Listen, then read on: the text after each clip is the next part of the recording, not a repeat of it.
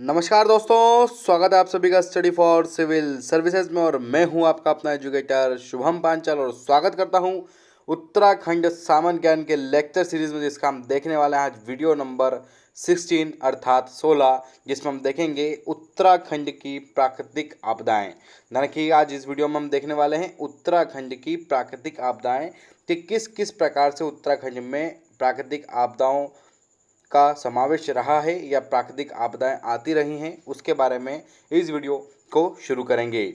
Video शुरू करने के पूर्व मैं आपसे कुछ इन्फॉर्मेशन शेयर करना चाहता हूं। हमारे द्वारा कुछ पेड कोर्सेज चलाए जा रहे हैं जो all civil service examinations for UPSC and other state PSC, UPPCS, MPPCS और बीपीएससी के आप प्री एवं मुख्य परीक्षा की तैयारी हमारे साथ जुड़कर कर सकते हैं।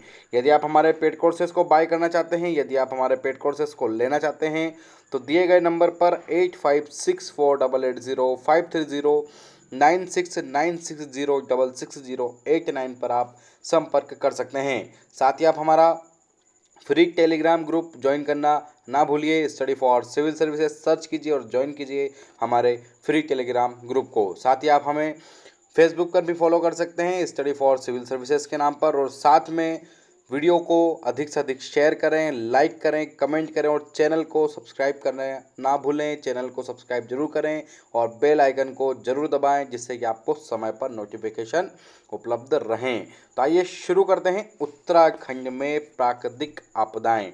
आपको याद होगा कि उत्तराखंड में प्राकृतिक आपदाएं के पूर्व हमने पार्ट नंबर 15 में क्या देखा। पार्ट नंबर 15 की अगर थोड़ी सी चर्चा करूं तो हमने देखा था उसमें हिमनद, ताल और विभिन्न प्रकार की झीलें जो कि उत्तराखंड में पाई जाती हैं, उनको हमने मंडल के विभाजन में देखा था।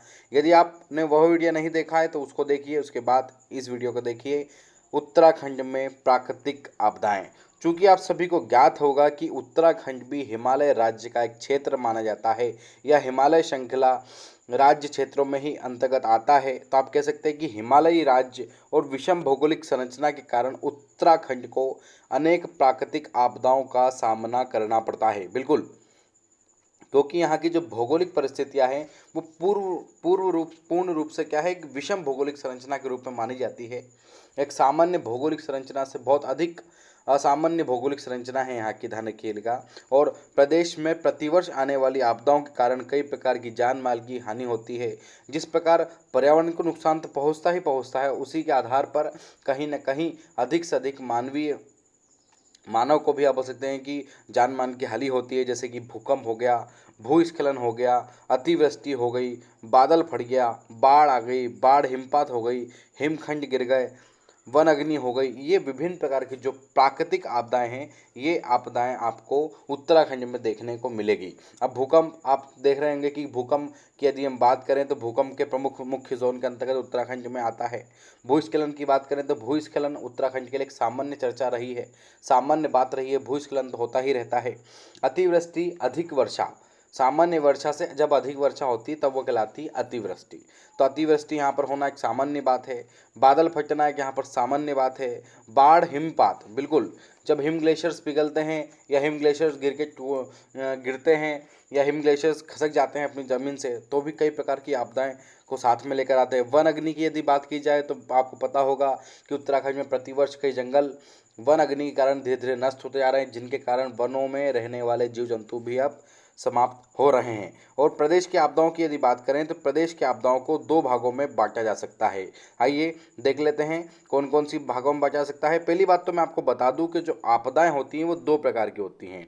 एक होती है प्राकृतिक आपदा और एक होती है मानवीय क्रियाकलाप के आधार पर आपदा। यदि हम देखें तो अधिकतर प्राकृतिक आपदा ही होती हैं, जैसे भूकंप, भूस्खलन, अतिवृष्टि, बादल फटना, बाढ़, हिमपात, ये सभी की सभी प्राकृतिक आपदाएं हैं। परंतु मानवीय आपदाएं मैं यहाँ पर इनको इसलिए नहीं कहूँगा क्योंकि जो प्राकृतिक आपदाएं होती हैं ये किसके ऊपर डिपेंड करती हैं, मानवीय आपदाओं के ऊपर डिपेंडेड करती हैं। सॉरी, मतलब मानव के आधार के ऊपर डिपेंडेड करती हैं। कैसे, तो आइए उस चीज़ को हम यहाँ पर समझ लेते हैं। देखिए, आपको पता होगा कि धीरे धीरे मानव पर्यावरण का एक अभिशाप का प्रमुख कारण बन रहा है। जिस प्रकार हम देख रहे हैं कि वनों को धीरे धीरे नष्ट किया जा रहा है, वन क्षेत्रों को धीरे धीरे काटा जा रहा है, भूस्खलन हो रहे हैं, लैंड माइन्स कर रहे हैं हम, मतलब हम कह रहे हैं कि पर्वतों को काट रहे हैं, पर्वतों को तोड़ रहे हैं, धीरे धीरे हम पर्यावरण को क्षति पहुंचा रहे हैं, जिसके कारण कई प्रकार की प्राकृतिक आपदाएं आपको उत्तराखंड में देखने को मिलेंगी। इसलिए कहना चाहूँगा कि वृक्ष लगाइए और जीवन बचाइए। तब ये प्राकृतिक की यदि बात करें तो उत्तराखंड में होने वाली अधिकांश आपदाओं का कारण क्या है? प्राकृतिक है। क्या है? आपका प्राकृतिक है। और इनमें कौन कौन से कारण प्राकृतिक हैं इसके बारे में बात करेंगे, जैसे कि अतिवृष्टि, बाढ़, भूस्खलन, बाढ़ से भूस्खलन, ये सभी के सभी प्राकृतिक आपदाओं के अंतर्गत आती हैं। तो आइए शुरू करते हैं। नंबर 1 आपका अतिवृष्टि।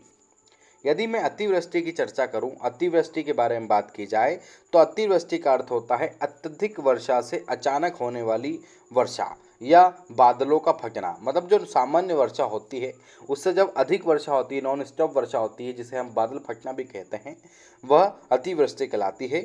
और अतिवृष्टि होने के कारण उत्तराखंड में प्रतिवर्ष जन धन की हानि, क्षति होती है तथा बाढ़ एवं भूस्खलन आने की संभावना बढ़ जाती है।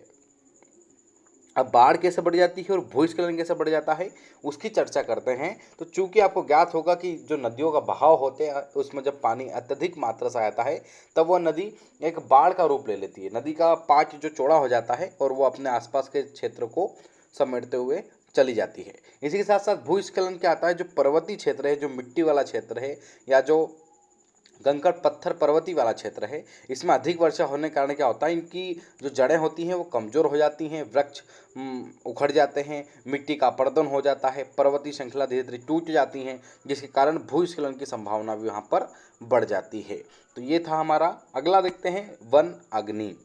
वन अग्नि से तात्पर्य यह है कि वनों में प्राकृतिक रूप से या मानवीय कारण से लगी आग को वन अग्नि कहा जाता है।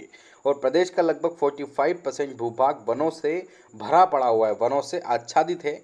और इस कारण वनों में आग लगने के कारण अनेक बस्तियां इसकी चपेट में आ जाती हैं। फॉर एग्जाम्पल, एक बड़ी से बस्ती है, उसके आसपास वनों वाला क्षेत्र है, तो चूंकि वनों में आग लगी है तो कहीं ना कहीं तो बस्ती को भी नुकसान पहुंचेगा, जिससे कई प्रकार की जनधन की हानि होती है। साथ में पशुओं का इसमें वध हो जाता है, कई प्रकार से पशु जल जाते हैं बेचारे।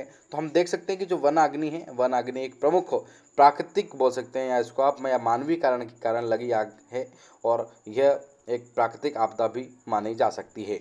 इसी के साथ साथ बाढ़। देखिए कॉन्सेप्ट वही है, प्राकृतिक आपदा का नाम है परंतु पूर्ण हस्तक्षेप किसका है? मानव का।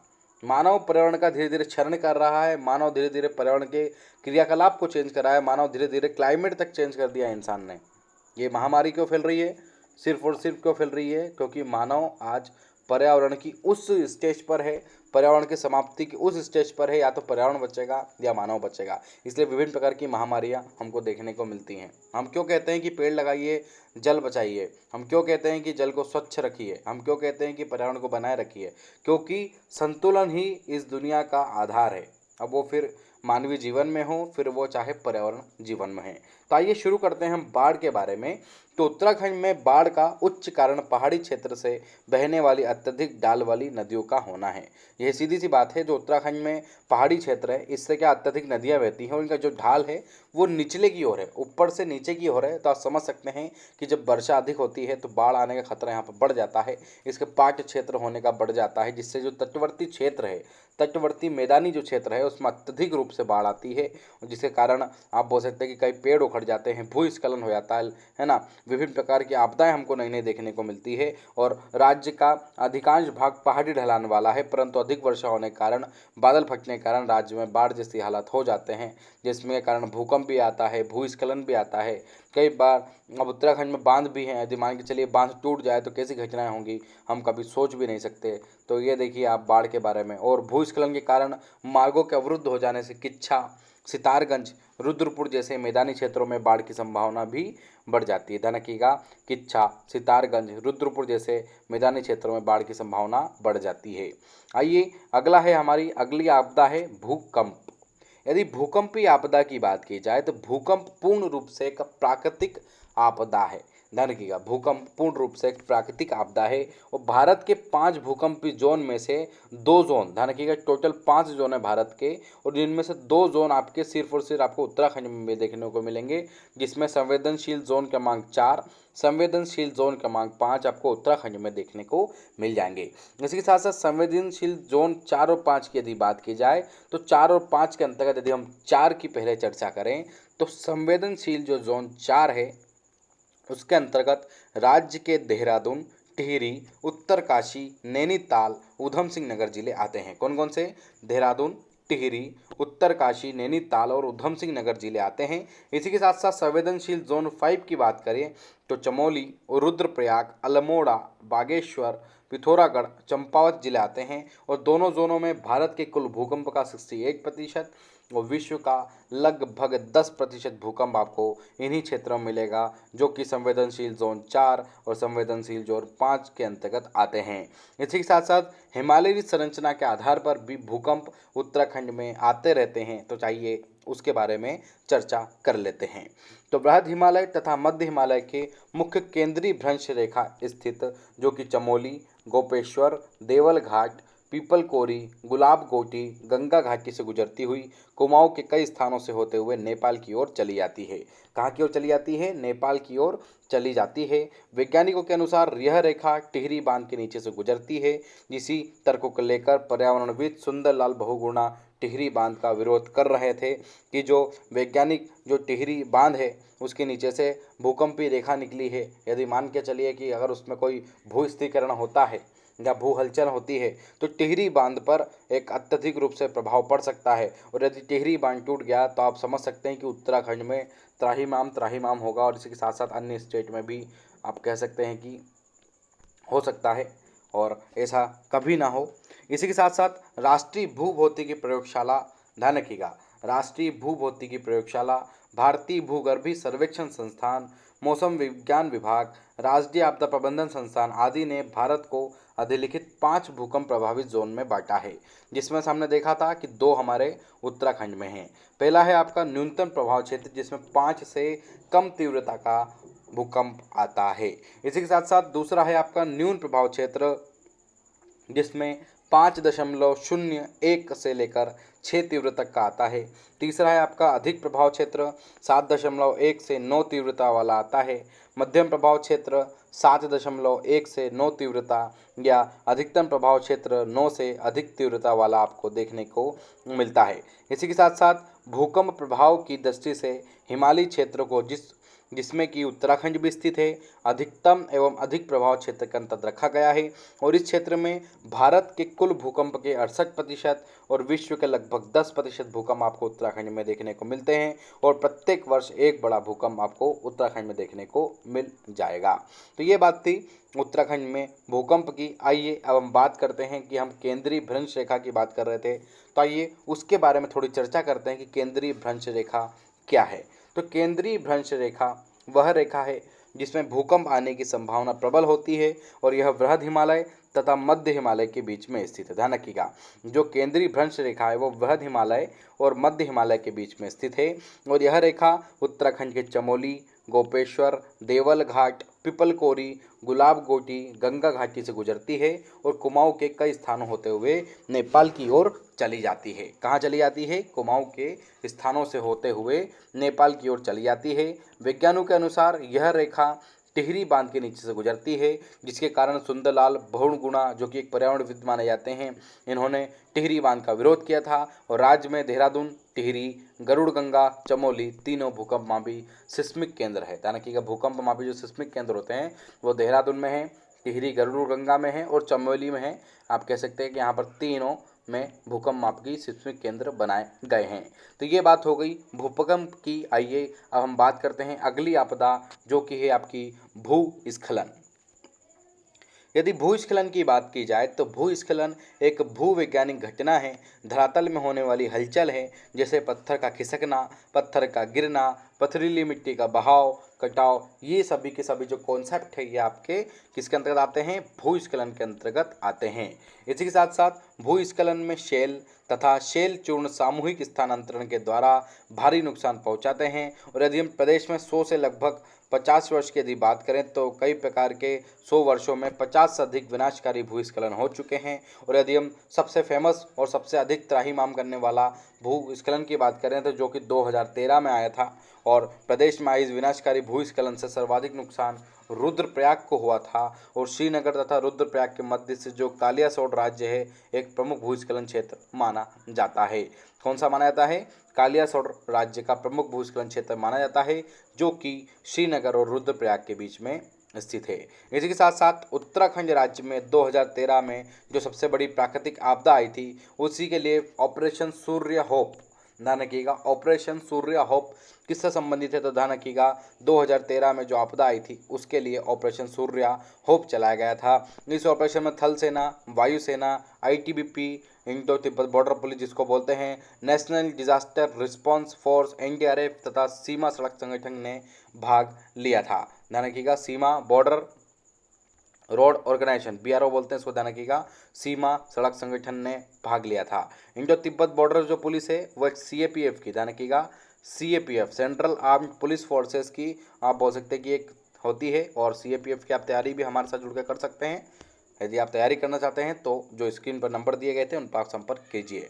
तो हम यहाँ पर बात कर रहे थे कि Indo Tibet border police, ITBP, थल सेना, वायुसेना, national disaster response team, NDRF और सीमा सड़क संगठन ने यहाँ पर भाग लिया था। कौन से ऑपरेशन में? ऑपरेशन सूर्य होप, जो कि 2013 में आई प्राकृतिक आपदाओं के लिए बनाया गया था। आइए अब हम बात करते हैं अगली प्राकृतिक आपदा की, वो है हमारी हिमखंडों का गिरना। यदि हिमखंडों के गिरने के बारे में बात की जाए तो राज्य के ऊंचाई वाले क्षेत्रों में जहां बर्फबारी अधिक होती है वहां शीत ऋतु में पहाड़ों से हिमखंडों के लुढ़कने व गिरने की घटनाएं बनी रहती हैं। पहाड़ों या ढलानों पर सामान्य से अधिक बर्फ जमा हो जाने के कारण ढलान या घाटियों में गिरते हैं जहां पर जनधन की हानियां होती है। मतलब मान के चलिए एक पर्वत है, यहाँ पर बर्फबारी अधिक हो रही है तो क्या है कि पर्वत तो एक ढालनुमा क्षेत्र है, ये जो घाटियाँ हैं ये ढालनुमा है, तो इससे क्या होती है जो बर्फ़ होती है वो धीरे धीरे नीचे गिर जाती है, बड़े बड़े चट्टान गिर जाती है, बड़ी बड़ी बर्फीली चट्टान गिर जाती है जिसके कारण कई प्रकार की क्षति हमको देखने को मिलती हैं। तो ये था पहला पॉइंट, हमने देखा कि किस प्रकार से प्राकृतिक आपदाएं आती हैं। अब उसका जो सेकंड कारण है वह है हमारा मानवीय कारण।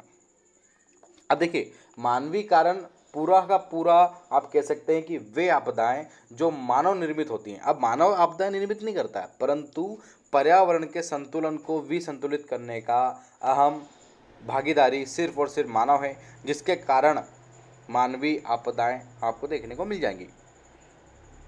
रहती प्राकृतिक ही हैं परंतु पूर्ण हस्तक्षेप किसका है?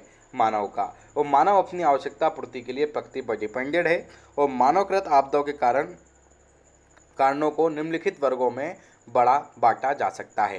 पहली बात, बढ़ता शहरीकरण, बहुत इंपॉर्टेंट है। यदि मैं आपको कहूं कि जनसंख्या विस्फोट, इसमें जोड़ लेंगे हम बाद में, परंतु पहले बात करते हैं बढ़ता शहरीकरण। यदि बढ़ते शहरीकरण की चर्चा की जाए तो बढ़ती जनसंख्या के कारण लोग अब शहरों में निवास करने लगे हैं जिससे प्रदेश में शहरीकरण का प्रसार हो रहा है। 2011 की जनगणना के अनुसार शहरी आबादी की संख्या लगभग 30% हो गई है, जो कि शहरी आबादी में हुई 10 की वृद्धि पूरे शहरी आबादी की वृद्धि से कहीं अधिक मानी जा रही है। इसी के साथ साथ शहरीकरण के कारण प्रदेशों में पहाड़ों को तोड़कर वनों को काटकर सड़क व आवास बनाए जा रहे हैं जो कि आपदाओं को बढ़ावा दे रहे हैं। क्यों? क्योंकि जो एक एनवायरमेंटल स्ट्रक्चर है उस स्ट्रक्चर को यदि आप तोड़ेंगे, मरोड़ेंगे या किसी प्रकार से उसमें आप संशोधन करेंगे, आप संशोधन तो नहीं कहेंगे इसको, क्षमा करिएगा, उसको आप किसी प्रकार से हानि पहुंचाएंगे सिर्फ और सिर्फ मानवीय क्रियाकलापों के लिए, तो कहीं ना कहीं प्रकृति तो उसका बदला लेगी। फिर वो बदला प्राकृतिक आपदाओं के रूप में देखने को मिल रहा है। इसी के साथ साथ जनसंख्या विस्फोट भी आप मानवीय कारण कह सकते हैं कि भैया जनसंख्या धीरे धीरे बढ़ रही है, तो अब जनसंख्या बढ़ेगी तो नॉर्मल सी बात है, उनको एक मूलभूत आवश्यकताएं भी चाहिए, उनको ज़मीन भी चाहिए, उनको लैंड फॉर्म्स भी चाहिए, उनको सड़कें भी चाहिए, उनको विभिन्न प्रकार की सब कुछ चाहिए। तो जंगल नष्ट हो रहे हैं, पेड़ पौधे नष्ट हो रहे हैं, इन्वायरमेंटल संतुलन बिगड़ रहा है, जीव जंतु समाप्त हो रहे हैं। IUCN की रिपोर्ट देखिए आप, पर्यावरण का पापा वीडियो हमने डाला है, पर्यावरण के पापा वीडियो में आप जाकर देख लीजिए। पूरे यूट्यूब की हिस्ट्री में इतना बड़ा पर्यावरण का पापा वीडियो जिसमें शंकर आईएएस से लेकर गूगल से लेकर एनसीईआरटी से लेकर अन्य स्रोतों को ऐड करके एक पापा वीडियो बनाया गया। उस पापा वीडियो में आप जरूर देखिएगा, उसमें दे रखा है आईयूसीएन के बारे में, तो आपको वहाँ पर समझ में आ जाएगा कि किस प्रकार से हम लोग बर्बादी की ओर बढ़ रहे हैं। आइए अगले टॉपिक की ओर चलते हैं। अगला टॉपिक है हमारा पर्यटन तथा तीर्थाटन। यदि पर्यटन और तीर्थाटन की बात की जाए तो राज्य में अनेक पर्यटक स्थल स्थित हैं और जिनको देखने के लिए प्रत्येक वर्ष कई सैलानियां या कई पर्यटक पर्यटन स्थल के लिए आते हैं और इन पर्यटकों में प्रदेश में अवैध रूप से अनेक निर्माण किए गए हैं, जिससे वहाँ की पारिस्थितिक तंत्र को गंभीर नुकसान पहुँचा रहा है। मैं क्या कह रहा हूँ कि वही बात है कि भैया प्राकृतिक तंत्र को आप बिगाड़ रहे हैं, प्राकृतिक के साथ साथ पारिस्थितिक तंत्र, माफ़ कीजिएगा, पारिस्थितिक तंत्र को आप नुकसान पहुँचा रहे हैं। एक चेन सिस्टम होती है प्रकृति की, ठीक है, भले वो फिर फूड चेन हो, फिर वो एनवायरमेंटल चेन हो या किसी प्रकार की चेन हो, एक चेन सिस्टम होता है। उस चेन सिस्टम को यदि आप चेंज कर रहे हैं तो वहाँ पर आपको गंभीर नुकसान देखने को मिल सकता है। आइए अगला देख लेते हैं, जलीय तंत्र में परिवर्तन। बिल्कुल सबसे मोस्ट इम्पोर्टेंट मानवीय क्रियाकलापों के कारण यदि सबसे अधिक हानि हुई है तो वो हुई है सिर्फ और सिर्फ जलीय तंत्र को। क्यों? नदियों के बहाव क्षेत्र चेंज कर दिए हमने, नदियों के पाट कम कर दिए हमने, नदियों का गहराई हमने कम कर दी, नदियों में इतना प्रदूषण कर दिया कि पानी की जगह केमिकल से बह रहा है। गंगा नदी देख लीजिए, यमुना नदी देख लीजिए, आज भी स्वच्छ नहीं हुई है। क्यों? मानवीय क्रियाकलापों के कारण। तो प्रदेश में मानवीय गतिविधियों के कारण 45% प्राकृतिक झरने पूर्ण रूप से सूख गए हैं और इसी कारण पिछले 3 दशकों के दौरान 15 से 17% भूस्खलन तथा बाढ़ का खतरा बढ़ गया है। और पिछले 110 सालों की यदि बात करें तो भीमताल और नैनीताल में झीलों की क्षमता 5,494 घन मीटर से लेकर 1150 घन मीटर तक कम हो चुकी है, जो कि कहीं ना कहीं बहुत बड़ी बात है कि जलीय तंत्र धीरे धीरे समाप्त हो रहा है। जब भैया जल ही नहीं होगा तो जीवन कैसे होगा? कहते हैं ना कि जल ही जीवन है, तो कब समझेंगे आप लोग कि भैया जल ही जीवन है? तो स्टडी फॉर सिविल सर्विसेज की ओर से मैं आपसे निवेदन करना चाहूँगा कि जल को दूषित करने से बचाइए और जल ही जीवन है, ध्यान रखिए। आइए, नदियों पर बांध व बिजली संयंत्रों का निर्माण भी एक प्राकृतिक आपदाओं को बुलावा देता है, परंतु है तो मानवीय क्रियाकलाप है। बिल्कुल आप सोचिए, एक बड़ी सी नदी है जिसका बहाव क्षेत्र बहुत तेज है, यहाँ पर आपने स्टॉप डैम बना दिया, एक बड़ा सा डैम बना दिया, इसका जल संग्रहण क्षेत्र बना दिया, तो कहीं ना कहीं नदी की प्राकृतिक अवस्था में आपने चेंज कर दिया, जो कि एक बड़ा आप बोल सकते हैं कि क्रियाकलाप होती है, एक बड़ा आप बोल सकते हैं कि एक प्राकृतिक हानि उत्पन्न कर सकती है, जिसमें प्रदेश की गंगा, मंदाकिनी, भागीरथी, अलकनंदा नदी में 505 से अधिक बांध, 45 से अधिक पन बिजली परियोजनाएं बना दी गई हैं। और बांध एवं बिजली संयंत्र का अधिक निर्माण से जल जीव जमीन का संतुलन बिगड़ रहा है। क्यों बिगड़ रहा है? क्योंकि जो खेती करने वाले खेत थे, जहाँ पर कई जंगल हुआ करते थे, कई जीव जंतु का आवास हुआ करता था, आज वो जल ग्रहण क्षेत्र के रूप में देखने को मिल रहे हैं। तो कहीं ना कहीं तो प्रकृति को नुकसान है, जो कि फिर प्रकृति अपनी भरपाई प्राकृतिक आपदाओं के रूप में धीरे धीरे कर रही है। इसी के साथ साथ अत्यधिक खनन, ये भी है एक इम्पोर्टेंट भाग होता है स्टेट गवर्नमेंट का कि भैया खनन पर रोक लगाई जाए, अत्यधिक खनन पर तो बिल्कुल रोक लगाई जाए। प्रदेश में विधि के अनुसार चुगान या हाथ से ही पत्थर उठाने की अनुमति है। चुगान मतलब हाथ से चुगिए या हाथ से उठाइए, ऐसी प्रथा है यहाँ पर और ऐसे ही ऑर्डर हैं, परंतु अब कह सकते हैं कि कई रूप से अवैध, जितने वैध खनन नहीं है उससे ज़्यादा तो अवैध खनन आपको देखने को मिल जाएंगे और मशीन द्वारा अवैध रूप से अत्यधिक खनन के कारण भूस्खलन की संभावना बढ़ गई है। अब कैसे बढ़ गई है? तो भैया एक पहाड़ है, एक पर्वत है, मान के चलिए यहाँ पर कुछ खनन हो रहा है, तो आप मशीन से निकालेंगे तो ये पूरा क्षेत्र बर्बाद होगा, जिसके कारण क्या होगा, वो धीरे धीरे पर्वत ही समाप्त हो गया। तो कहीं ना कहीं प्राकृतिक आपदा को आपने बुलाया है। अब बात करते हैं प्राकृतिक आपदाओं के बारे में, हमने बात करी, मानवीय क्रियाकलापों के बारे में बात करी। आइए अब शुरू करते हैं। उत्तराखंड में आपदा प्रबंधन, डिजास्टर मैनेजमेंट एक सब्जेक्ट भी है और ज्ञात भी होना चाहिए। और प्राकृतिक आपदाओं को रोक पाना असंभव है, बिल्कुल असंभव है। प्रकृति के द्वारा आई गई आपदाओं को रोकना बिल्कुल असंभव है, परंतु उसके लिए बचाव किए जा सकते हैं, पूर्व के से तैयारी की जा सकती है, ठीक है, उसके पुनर्वास आदि के कार्य किए जाते हैं और इसी को आपदा प्रबंधन कहते हैं कि भैया आपदा आने के पूर्व उसका प्रबंध कर लेना ही आपदा प्रबंधन या डिजास्टर मैनेजमेंट कहलाता है।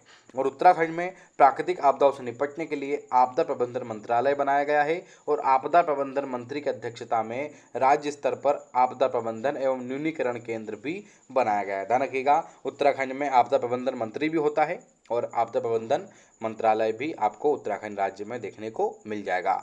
इसी के साथ साथ उत्तराखंड आपदा प्रबंधन प्राधिकरण, उत्तराखंड आपदा प्रतिक्रिया निधि और उत्तराखंड आपदा न्यूनीकरण निधि का गठन किया गया है। कौन कौन सा? एक तो आपदा प्रबंधन प्राधिकरण, आपदा प्रतिक्रिया निधि और आपदा न्यूनीकरण निधि, ये तीनों का गठन उत्तराखंड राज्य में किया गया है आपदा प्रबंधन के लिए। और आपदा प्रबंधन के लिए एक फिल्म बनाई गई थी जिसका नाम है डांडी कांडी की गोद में, तथा एक पत्रिका है जो कि आपदा प्रबंधन के माध्यम से लोगों को जागरूक करने का प्रयास कर रही है, जिसमें बताया जाता है कि किस प्रकार से आप आपदाओं को बचा सकते हैं या किस प्रकार से प्राकृतिक आपदा आने पर आप अपना बचाव एवं अपनों का बचाव कर सकते हैं।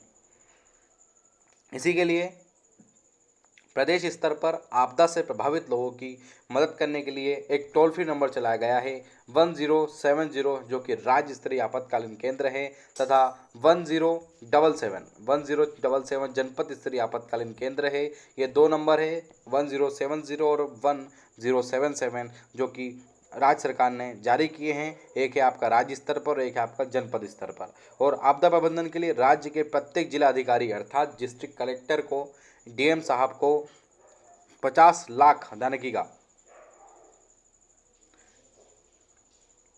50 लाख की धनराशि उपलब्ध कराई जाती है। दानिकीगा कितनी राशि उपलब्ध कराई जाती है? लगभग 50 लाख की धनराशि उपलब्ध कराई जाती है। और 21 जुलाई 2013 को राज्य सरकार ने राष्ट्रीय आपदा प्रतिक्रिया बल के आधार पर राज्य आपदा प्रतिक्रिया बल के गठन को मंजूरी प्रदान की थी। और 9 अगस्त 2018 को केंद्र सरकार ने उत्तराखंड को राष्ट्रीय आपदा प्रतिक्रिया बल की एक बटालियन स्थायी रूप से आवंटित कर दी गई है। और 2 जुलाई 2013 में 7 सदस्यीय आपदा प्रबंधन समिति का गठन भी किया है। दानिकीगा एनडीआरएफ की एक पूरी की पूरी बटालियन केंद्र सरकार के द्वारा 9 अगस्त 2018 को उत्तराखंड के लिए एक आवंटित कर दी गई है, जो कि अब उत्तराखंड में ही रहेगी और वहाँ पर डिजास्टर मैनेजमेंट को संभालेगी। इसी के साथ साथ भूकंप से बचाव हेतु अर्ली वार्निंग सिस्टम का मतलब हम बात करेंगे। अर्ली वार्निंग सिस्टम राज्य में लगाए जाने हेतु आईआईटी रुड़की से अनुबंध किया गया है। ध्यान रखिएगा, अर्ली वार्निंग सिस्टम कि भैया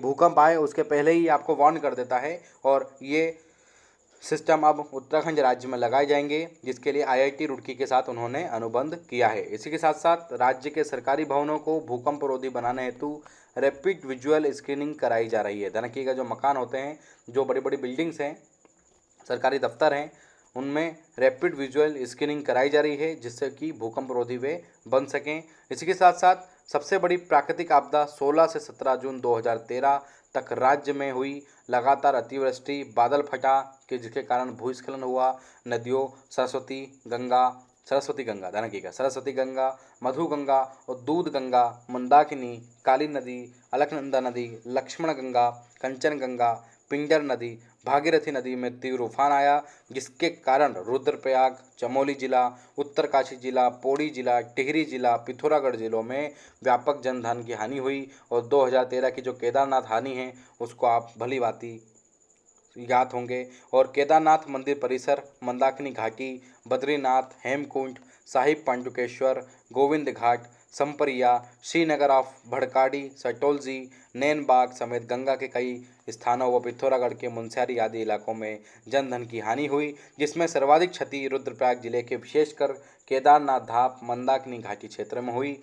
और रुद्रप्रयाग जिले में सर्वाधिक तबाही के संदर्भ में भारतीय सुदूर संवेदन संस्थान के अनुसार सुमेरु पर्वत पर कंपेनियन व चारोबारी ग्लेशियर की ऊपरी परत पिघलकर टूट गई थी। और जो गांधी सरोवर है, जिसको आप चोराबारी झील के रूप में भी जानते हैं, यह जब परत टूटी तब वह गांधी सरोवर में जाकर गिरी, जिससे झील का जल केदारनाथ की ओर मलबे के साथ तीव्र गति से प्रचलित हुआ, जिसके कारण मंदिर परिषद की लगभग 90 धर्मशालाएं व सैकड़ों दुकानें नष्ट हो गई और पूरा मंदिर परिसर मलबे में दब गया।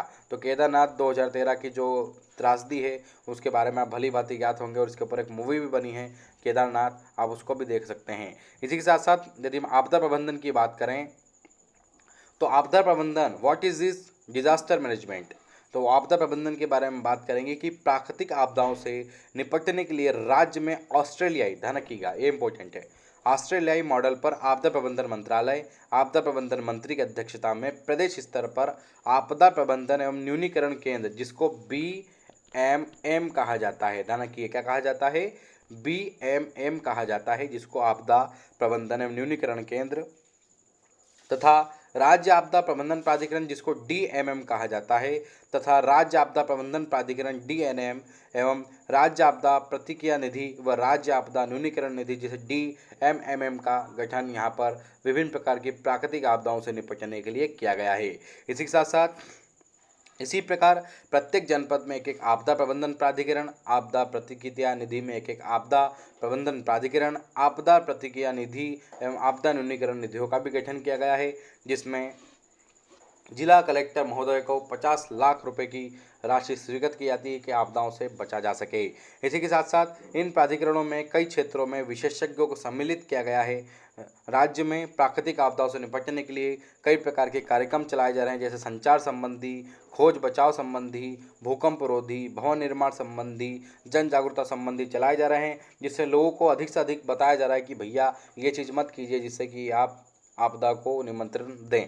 आइए अब हम बात करते हैं कि उत्तराखंड सरकार में आपदा प्रबंधन के लिए, रोकथाम के लिए कौन कौन से उपाय किए हैं। तो चलिए शुरू करते हैं। आपदा प्रबंधन की रोकथाम के लिए उपाय। जागरूकता हेतु भूकंप संबंधी फिल्म बनी थी जिसका नाम था डाडी कांठी की गोद माँ के प्रदर्शन के अलावा आपदा प्रबंधन नामक त्रैमासिक पत्रिका का भी प्रकाशन करवाया जा रहा है, जो कि आपदा प्रबंधन को 6 से लेकर 10th तक के जो पाठ्यक्रम है उसमें सम्मिलित कराया जा रहा है। ये बहुत अच्छी बात लगी मुझे कि 6ठी से लेकर 10वीं तक के जो बच्चे हैं उनको आपदा प्रबंधन के बारे में अधिक से अधिक समझाया जा रहा है, जो कि आने वाली एक पीढ़ी है। अब सही बात है कि स्कूलों में जब ऐसी शिक्षा दी जाएगी आपदा प्रबंधन के लिए तो कहीं ना कहीं तो मुझे लगता है कि आपदाओं में कमी होगी, और ये बहुत अच्छी बात है। इसी के साथ साथ राज्य में भवन निर्माण से जुड़े कुछ अभियंताओं व राजनीतियों को भूकंप रोधी बनाने के निर्माण संबंधी प्रशिक्षण दिया जा रहा है, कुछ लोगों को दिया जा रहा है। साथ में राज्य के सभी जिलों में आपदा प्रबंधन सभी कार्य योजना तैयार की गई है।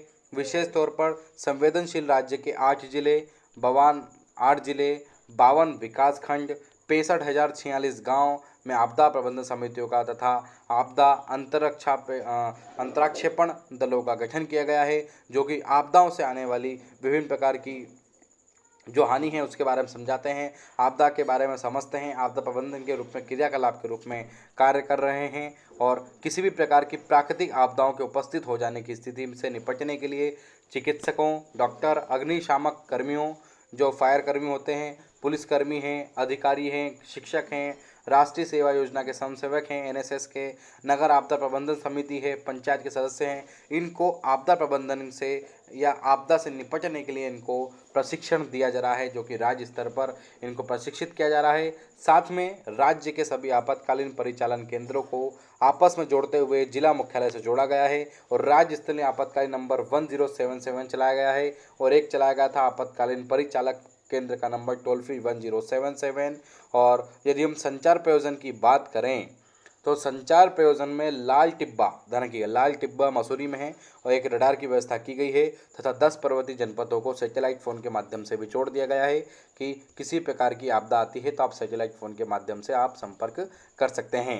इसी के साथ साथ राज्य के सभी जिलों द्वारा अपने अपने जनपदों की आपदा प्रबंधन कार्य योजना की लिस्ट तैयार की गई है, और आपदा प्रबंधन के लिए इंतजाम सुनिश्चित करने के लिए प्रत्येक जिलाधिकारी को 50 लाख रुपए की धनराशि आपदा प्रबंधन कोष के लिए उपलब्ध कराई गई है, जिसमें जिलाधिकारी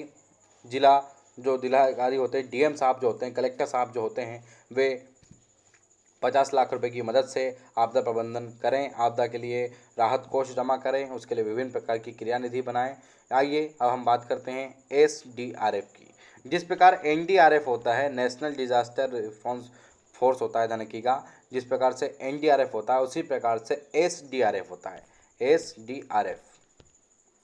यदि हम एसडीआरएफ की बात करें तो ये राज्य स्तर पर होती है, और राज्य में बाढ़, भूस्खलन, भूकंप जैसी प्राकृतिक आपदाओं के प्रति उत्तराखंड की संवेदनशीलता को देखने के लिए राहत एवं बचाव कार्य करने के लिए 21 जुलाई 2013 को राज्य सरकार ने एनडीआरएफ की तर्ज पर एसडीआरएफ की गठन की मंजूरी दे दी। ये स्टेट लेवल पे है, सीधी सी बात है, एनडीआरएफ का काम जैसा होगा उसी प्रकार के एसडीआरएफ का गठन की मंजूरी दे दी है। इसी के साथ साथ राज्य सरकार ने नदी तट पर निर्माण की रोक लगा दी है कि जो नदी तट वाले एरिया हैं उनमें आप किसी प्रकार के आप अधिक से अधिक आप निर्माण नहीं करेंगे, फिर चाहे वह गांव हो, फिर वह चाहे नगर हो, फिर वह चाहे किसी भी प्रकार से कस्बा हो। और 1 जुलाई 2013 को राज्य सरकार ने नदी तट से लेकर 200 मीटर तक निर्माण कार्य करने पर रोक लगा दी है। ठीक है, आपने नाम सुना होगा रावत साहब का, कलेक्टर उत्तराखंड के, जो कि फेमस रहे हैं, कई प्रकार से उन्होंने बताया भी है। इस नदी तट का जो निर्माण पर रोक है, एक एग्जाम्पल बताना चाहता हूँ, उन्होंने कई प्रकार से काम भी किए हैं इसके लिए। आइए अब हम बात करते हैं राज्य आपदा प्रबंधन योजना के बारे में। दीपक रावत साहब की बात कर रहा था मैं, आइए साहब हैं, वो भी आप देख लीजिएगा एक बार अगर करना हो तो। आइए बात करते हैं राज्य आपदा प्रबंधन योजना के बारे में। राज्य आपदा प्रबंधन योजना की यदि चर्चा की जाए तो राज्य में आपदा की स्थिति से निपटने के लिए आपदा प्रबंधन से संबंधित कार्य को सुनियोजित ढंग से करने के लिए राज्य आपदा प्रबंधन योजना SDMP का गठन किया गया है और जुलाई 2013 में एक 7 सदस्यीय आपदा प्रबंधन समिति का गठन कर दिया गया है, जो उत्तराखंड में आने वाली आपदाओं को रोकेंगे या उनमें अर्ली वार्निंग सिस्टम का उपयोग करेंगे या विभिन्न प्रकार से नए नए क्रियाकलापों को आजमाएंगे जो कि आपदा प्रबंधन को मजबूत बना सकें। तो ये था हमारा प्राकृतिक आपदाओं वाला एक लेक्चर। आइए नमस्कार, चलिए चलते हैं, अगली नेक्स्ट सीरीज पे मिलते हैं। धन्यवाद, जय हिंद, वंदे मातरम। वीडियो को अधिक से अधिक लाइक कीजिए, शेयर कीजिए, कमेंट कीजिए और चैनल को सब्सक्राइब करिए ना भूलिए और साथ में बेल आइकन को दबाइए जिससे आपको समय पर नोटिफिकेशन प्राप्त हो। तो जय हिंद, वंदे मातरम दोस्तों।